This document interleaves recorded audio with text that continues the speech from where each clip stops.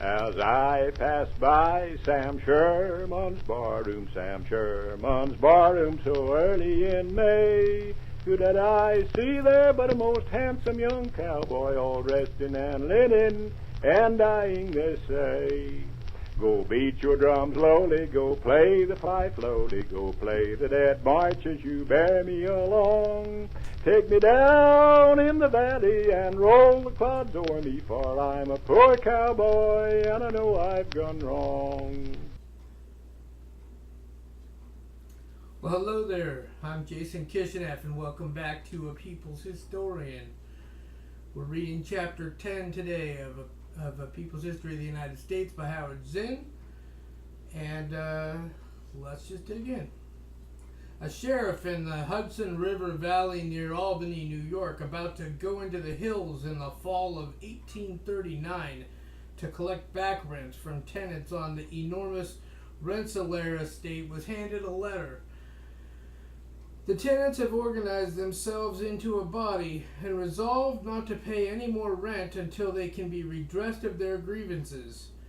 The tenants now assume the right of doing to their landlord as he has for a long time done with them, viz., as they please. You need not think this to be children's play. If you come out in your official capacity, I would not pledge for your safe return. A tenant. When a deputy arrived in the farming area with writs demanding the rent, farmers suddenly appeared, assembled by the blowing of tin horns. They seized his writs and burned them. That December, a sheriff and a mounted posse of 500 rode into the farm country, but found themselves in the midst of shrieking tin horns, 1,800 farmers blocking their path, 600 more blocking their rear, all mounted, armed with pitchforks and clubs. I would not want to have been on that posse. The sheriff and his posse turned back, the rear guard parting to let them through.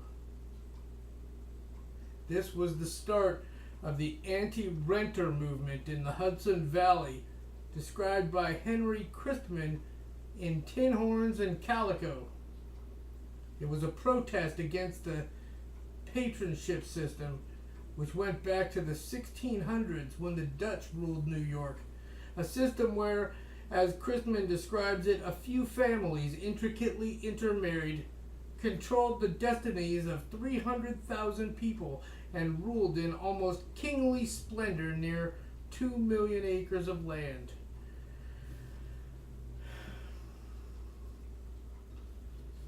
The tenants paid taxes and rents. The largest manor was owned by the Rensselaer family, which ruled over about 80,000 tenants and had accumulated a fortune of $41 million. And $41 million in those days was a lot more money than it is now. And it's a lot of money now, isn't it? The landowner, as one sympathizer of the tenants put it, could swill his wine, loll on his cushions, fill his life with society, food, and culture, and ride his barouche and 5 saddle horses along the beautiful river valley and up to the backdrop of the mountain. By the summer of 1839, the tenants were holding their first mass meeting. The economic crisis of 1837 had filled the area with unemployed seeking land on top of the layoffs accompanying the completion of the Erie Canal after the first wave of railroad building ended. That summer, the tenants resolved, "We will take up the ball of the revolution where our fathers dropped it and roll it to the final consummation of freedom and independence of the masses." Certain men in the farm country became leaders and organizers. Smith Boughton, a country doctor on horseback. Ainge Dever, a revolutionary Irishman. Dever had seen monopoly of land and industry bring misery to the slum dwellers of London, Liverpool, and Glasgow, had agitated for change, had been arrested for sedition, and fled to America. He was invited to address a 4th of July rally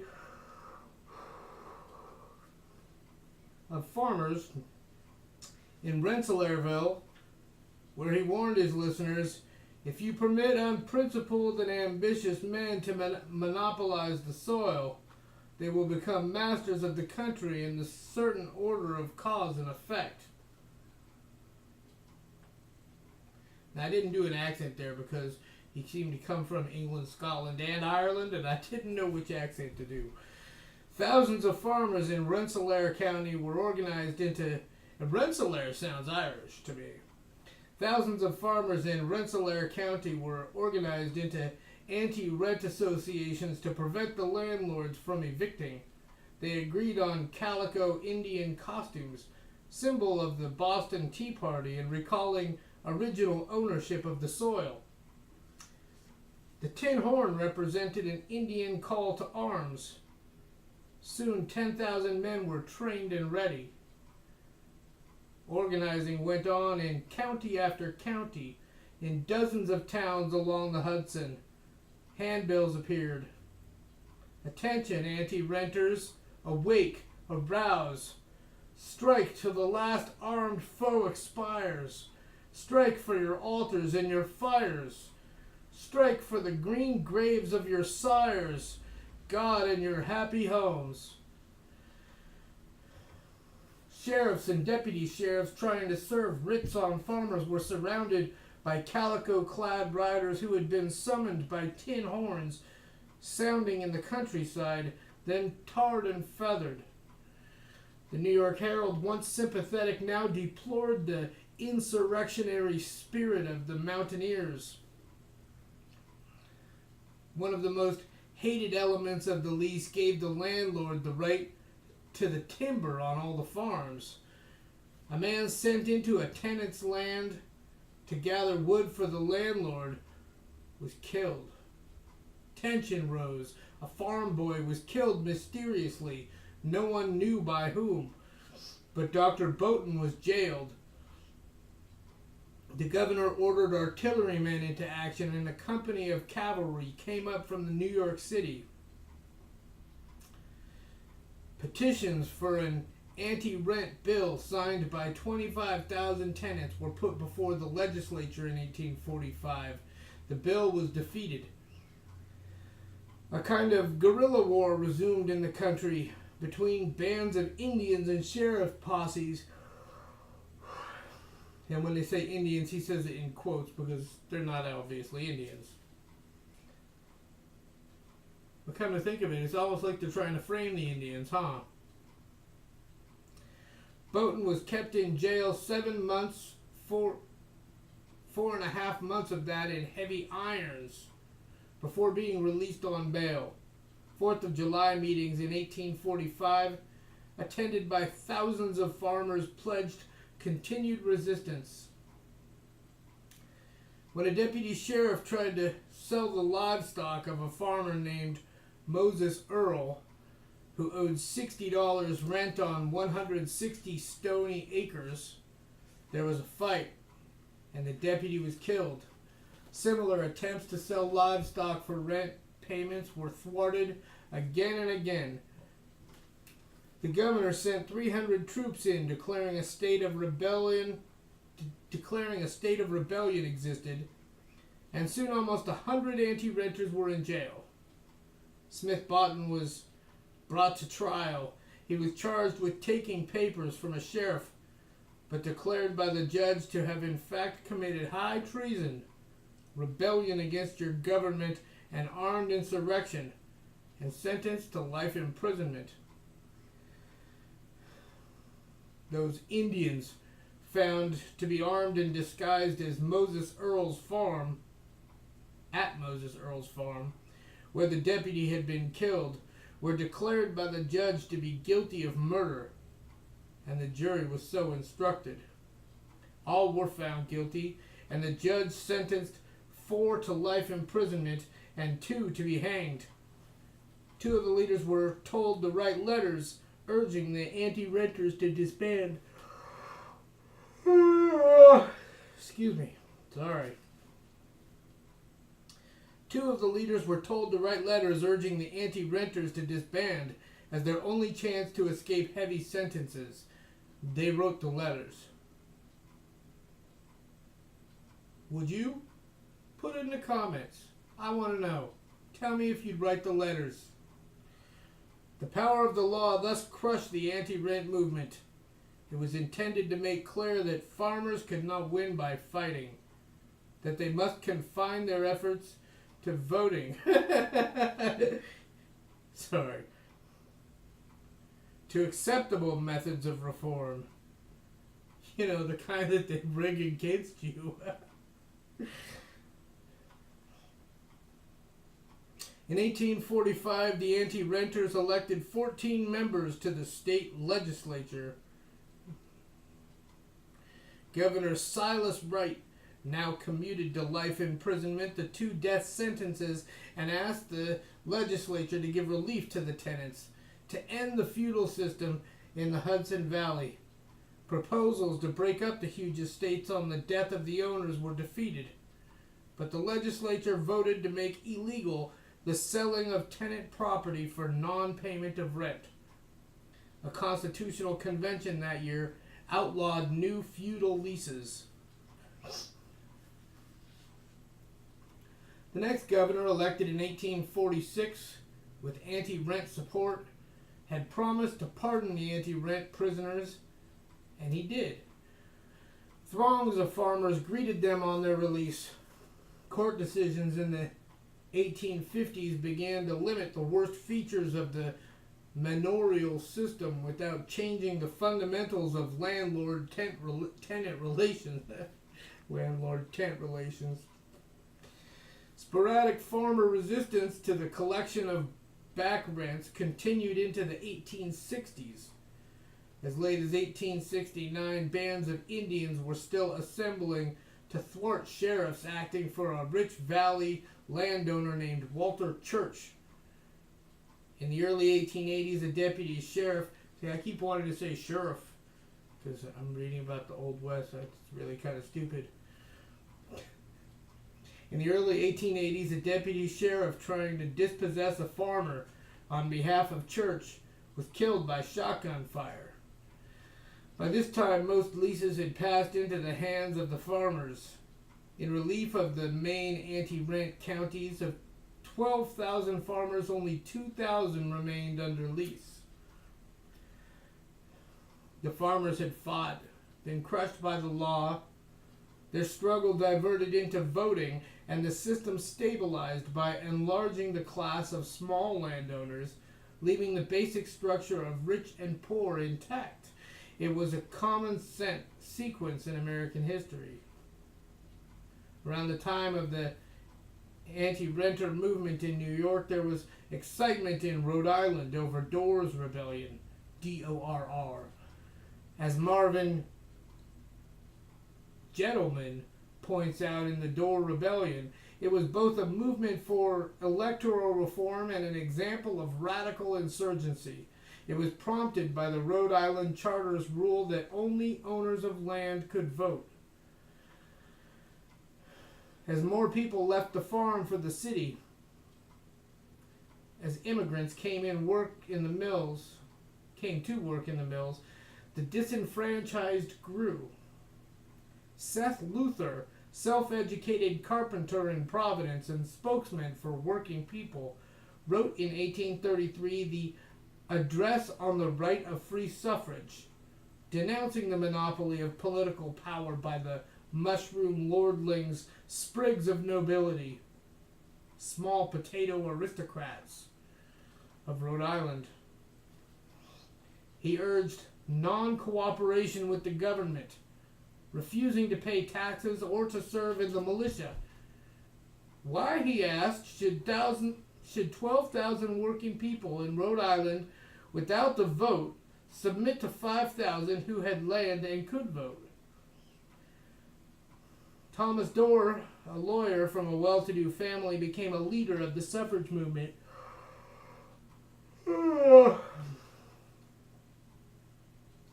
Working people formed the Rhode Island Suffrage Association, and in the spring of 1841, thousands paraded in Providence, carrying banners and signs for electoral reform.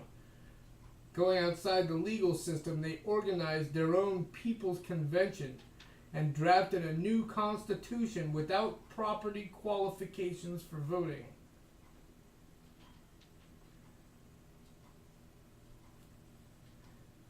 In early 1842, they invited votes on the Constitution. 14,000 voted for it, including about 5,000 with property. Therefore, a majority, even of those legally entitled to vote by the charter. In April, they held an unofficial election in which Dorr ran unopposed for governor, and 6,000 people voted for him. The governor of Rhode Island, in the meantime, got the promise of President John Tyler that in the case of rebellion, federal troops would be sent. There was a clause in the U.S. Constitution to meet just that kind of situation, providing for federal intervention to quell local insurrections on request of a state government. And why not? We send troops to interfere in insurrections in other countries. Ignoring this, on May 3rd, 1842, the Dorr forces held an inauguration with a great parade of artisans, shopkeepers, mechanics, and militia marching through Providence. The newly elected People's Legislature was convened. Dorr led a fiasco of an attack on the state arsenal, his cannon misfiring. Dorr's arrest was ordered by the regular governor, and he went into hiding outside the state, trying to raise military support. Despite the protests of Dorr and a few others, the People's Constitution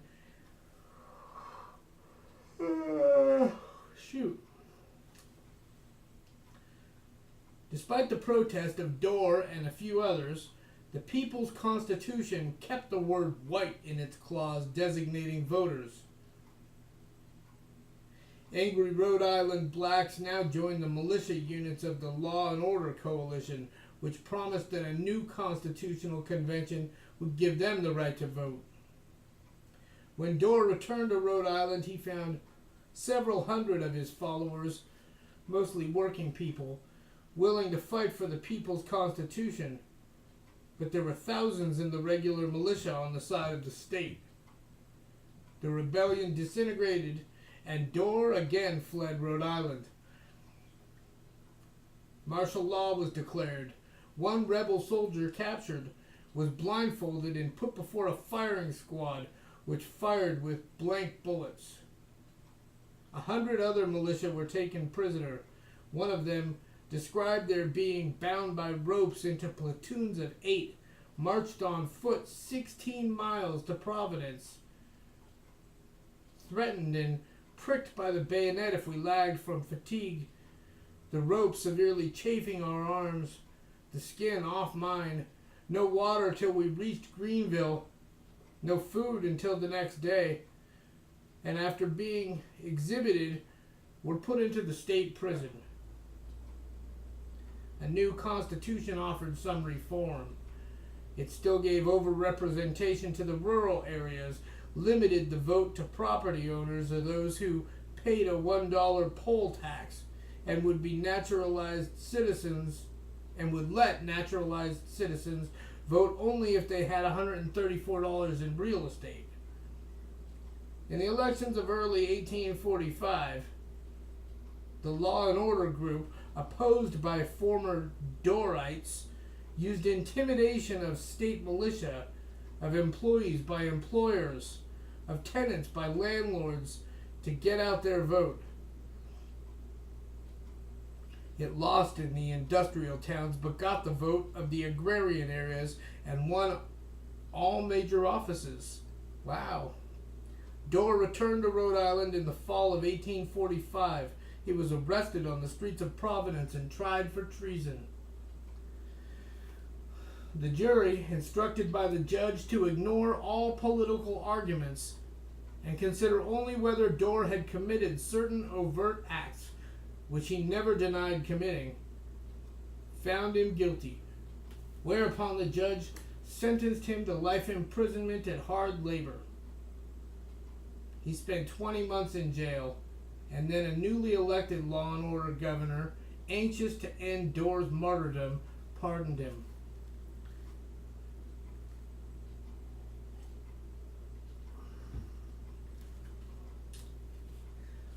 Armed force had failed. The ballot had failed. The courts had taken the side of the conservatives. The Dorr movement now went to the U.S. Supreme Court via a trespass suit by Martin Luther against law and order militiamen, charging it that the people's government was the legitimate government in Rhode Island in 1842. Daniel Webster argued against the Dorrites. If people could claim a constitutional right to overthrow an existing government, Webster said, there would be no more law and no more government. There would be anarchy. In its decision, the Supreme Court established, in Luther v. Borden, 1849, a long-lasting doctrine. It would not interfere in certain political questions, to be left to executive and legislature. The decision reinforced the essentially conservative nature of the Supreme Court, that on critical issues, war and revolution, it would defer to the President and Congress.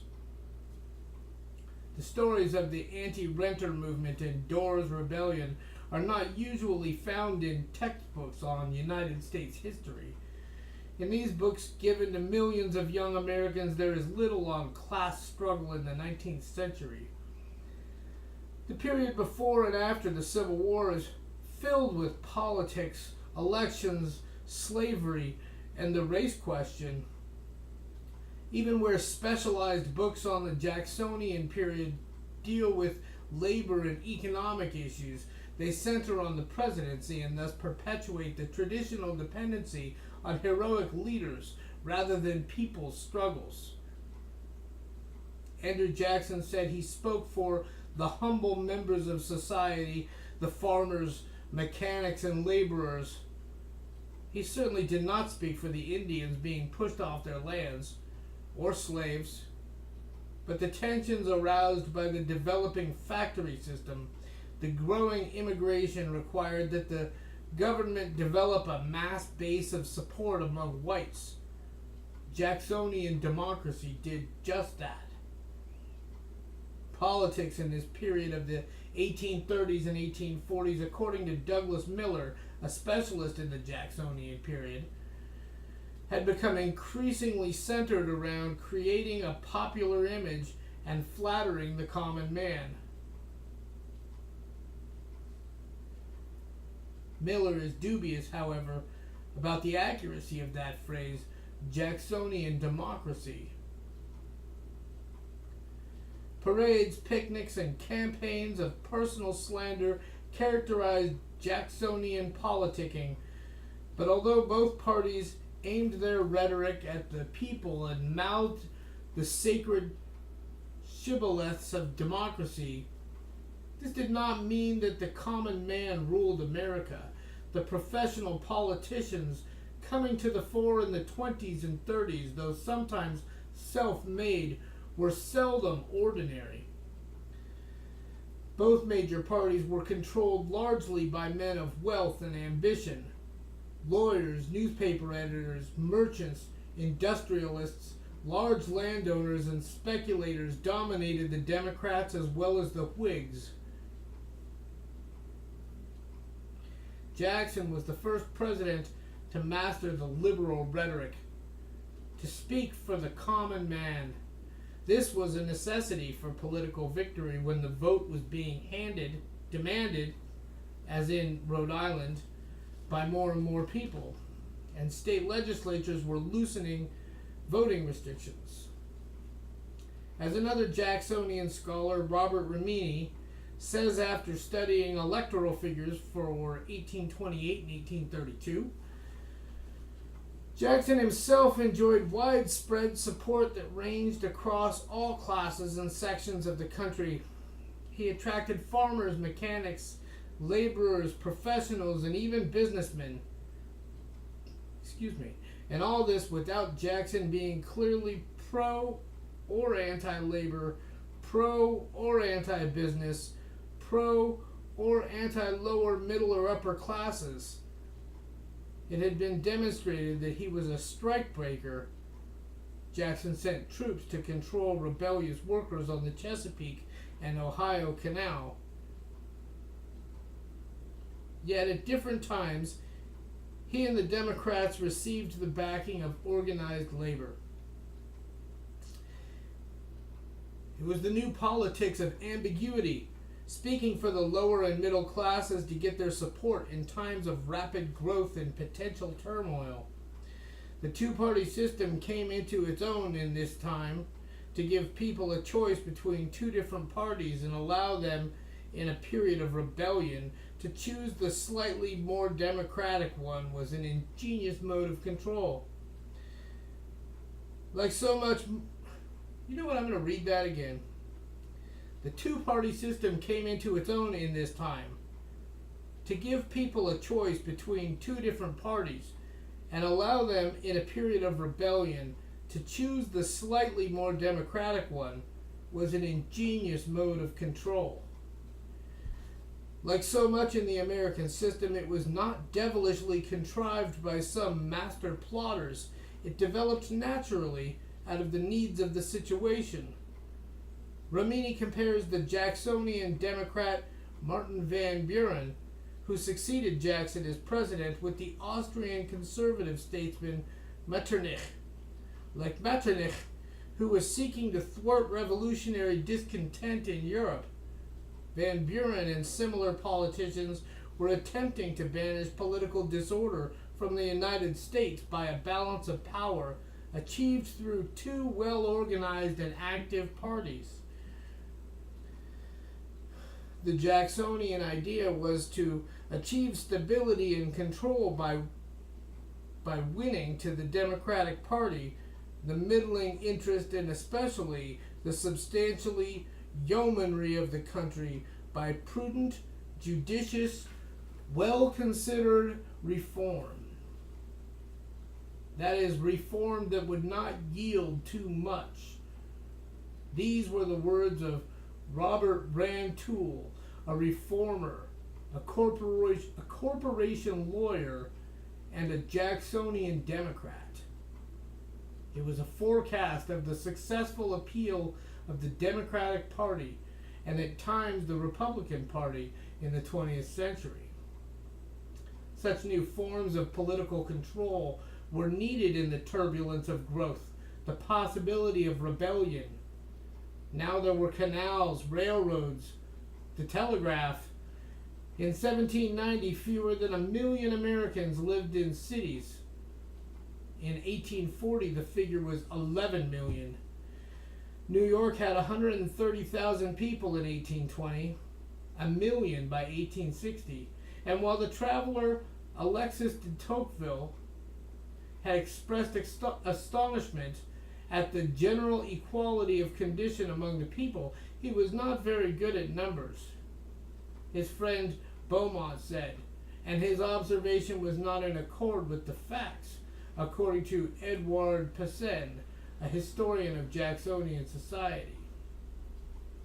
In Philadelphia, working-class families lived 55 to a tenement, usually one room per family, with no garbage removal, no toilets, no fresh air or water.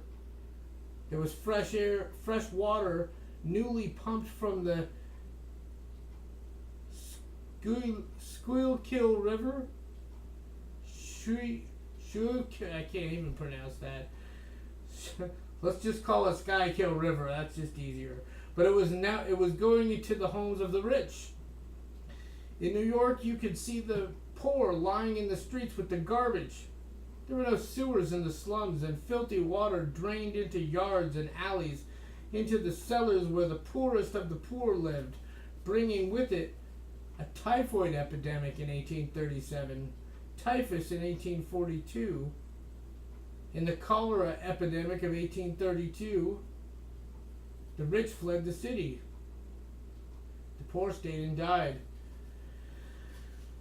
These poor could not be counted on as political allies of the government, but they were there, like slaves or Indians, invisible ordinarily, a menace if they rose.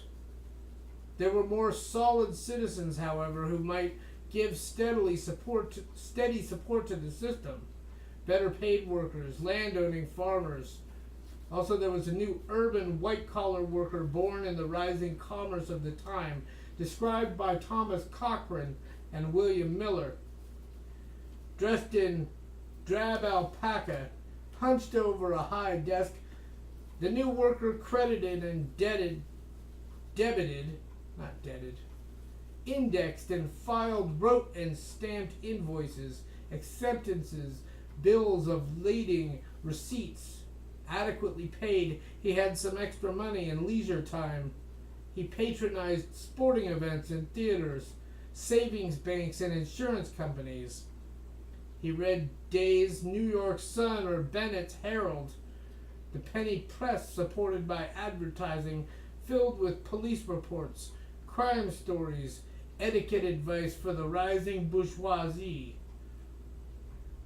This was the advance guard of a growing class of white-collar workers and professionals in America who would be wooed enough and paid enough to consider themselves members of the bourgeois class and to give support to that class in times of crisis. The gatekeepers he referred to in chapter 23, the changing of the guard. I'd like to thank you for joining me. I hope you'll join me in the next episode, and if you enjoyed what you heard, please hit the like and subscribe button and that notification bell down there so you get notified when I make a new video, because YouTube does unsubscribe people sometimes. And see you next time.